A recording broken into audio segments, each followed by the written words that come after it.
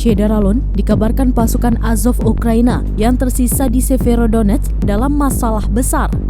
Tentara Rusia mulai memutuskan akses evakuasi dan keluar dari kota tersebut. Diketahui sebuah jembatan di timur Ukraina tersebut telah dihancurkan, sehingga praktis Severodonetsk kini tidak terhubung dengan kota-kota yang masih dikuasai oleh pemerintah Ukraina. Serhiy Gaidai, gubernur regional, mengatakan di media sosial bahwa sekitar 70% dari Severodonetsk berada di bawah kendali musuh ketika serangan Rusia di wilayah Donbas Timur bergerak lebih dekat mengamankan kemenangan terobosan. Gaidai menggambarkan situasi tentara Ukraina yang bertahan di kota itu sebagai sulit tetapi terkendali.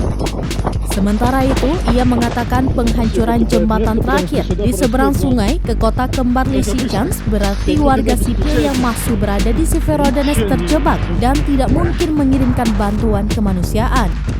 Dilaporkan Reuters, artileri Rusia juga menggempur pabrik kimia Azov, di mana menurut Gaidai ratusan warga sipil berlindung.